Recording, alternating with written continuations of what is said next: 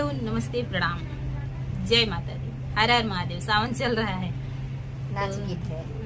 आज हम लोग एक बहुत ही प्यारा नाच गीत लेके आए हैं और कैसा लगेगा आप लोग कमेंट के माध्यम से जरूर बताइएगा। बहुत प्यारा नोक झोंक गीत है, पति पत्नी का एकदम भयंकर लड़ाई हो जाता है, भिड़ा हुआ हो जाता है, लेकिन पत्नी जाने नहीं देती अपने पति को। गौर से सुनिएगा। लेकिन दोस्तों सावन में कौन जाने देगा, कोई नहीं सोचेगा ना। बरसात तक तो फिर जेठ आ जाएगा। आप जेठ से स्टार्ट की और काटते दाते धोते बिनते बटोरते फिर जेठ आ गया। जेठ आ जाएगा, सच बात मिला के जाना नहीं है। देखिए क्योंकि उसका मन नहीं है तो फिर जबरदस्ती तो जाएंगे नहीं। मोरे पीछवारवा हो चार कियरिया, मोरे पीछवारवा हो चार कियरिया, मोर बालमुआ हो मोर बालमुआ हो खेतवा जोताई के जाया, मोर बालमुआ हो खेतवा जोताई के जाया। खेतवा जोतवला राजा बड़ा निका कैला, खेतवा जोतवला राजा बड़ा निका कैला, मोर बालमुआ हो मोर बालमुआ हो बियावा नवाई के जाया, मोर बालमुआ हो बियावा नवाई के जाया।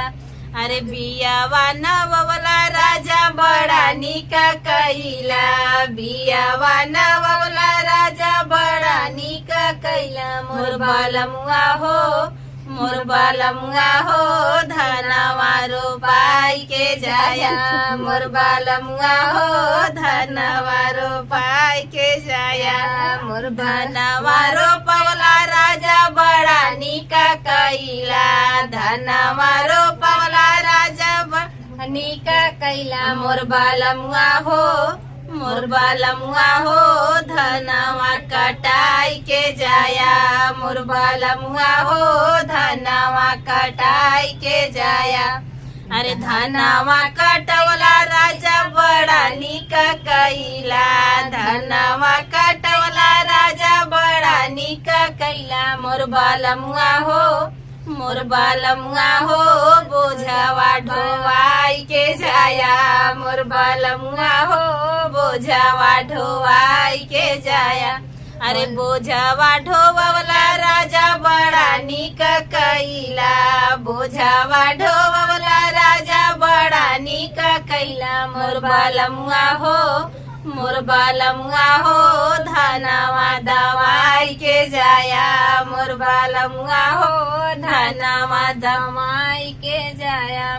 धनवा दवला राजा बड़ा निका कैला, धनवा दवला राजा बड़ा निका कैला, मोर बालमुआ हो मोर बालमुआ हो धनवा दराई के जाया, मोर बालमुआ हो धनवा दराई के जाया।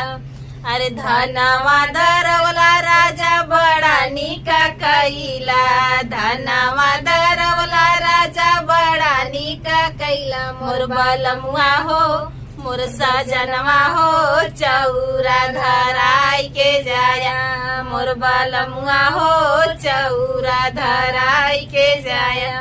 अरे चौरा धरवला राजा बड़ा निका कैला, चौरा धरवला राजा बड़ा निका कैला, मोर बालमुआ हो मोर बालमुआ हो खीरिया तू खाई के जाया, मोर बालमुआ हो खीरिया तू खाई के जाया।